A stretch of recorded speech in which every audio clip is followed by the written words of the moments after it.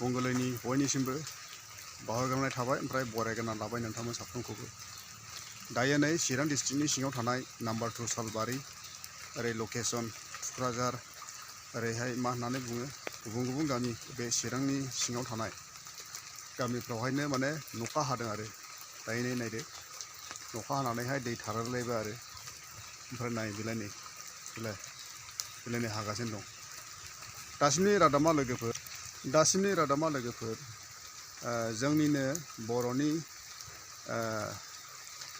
फावखुंगुर थाख्लाय नार्जारी प्रजित नार्जारी फिल्म जगतनावहाय बेफोरबायदि माने थाख्लाय नाम लादों ओमफ्राय बिनि अरिजिनेल नामा जाहैबाय प्रजित नार्जारी।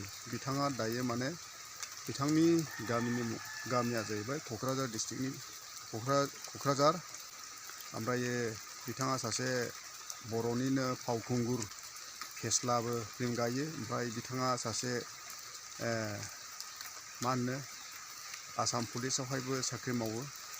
बिथाङा मथा मथि टाइम मोनोब्ला बेफोरबादि माने फिल्मबो गायो माने बर' हारिखौहाय माने नायनानैहाय गोजोन होनो थाखाय बिथाङा फिल्मबो गानाय जायो आरो ओमफ्राय दा जों बिनि फिल्मखौ गोबांथार जों नुनानैहाय जों माने नायनानै बिनि एक्टिं बिनि फेस्ला खालामनाय बेफोर गासैखौबो जों नुनो मोननो हायो आरो ओमफ्राय दायो माने बिथाङा हरखाबनो बेफोरबायदि माने थांनाय समफ्रावहाय बिथाङा जेल जादोंमोन ओमफ्राय जेल जाखांनायनि उनाव बिथाङा दायो माने मोनसे सिरियास बेमार जानायजों बिथाङा माने सैनांदों ओमफ्राय बिथाङा दायो माने थै गोबादों होननानै बुंदों आरो हस्पिटालावहाय दङ बङाइगाव हस्पिटाल माने सेन्ट आगस्टिन हस्पिटालावहाय बिथाङा दायो माने बिथांखौ ट्रिटमेन्ट होगासिनो दं।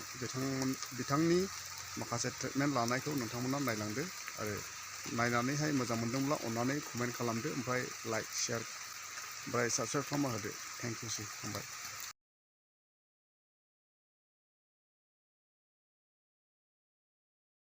गोब्राब बेरामाव गोग्लैनानै दं।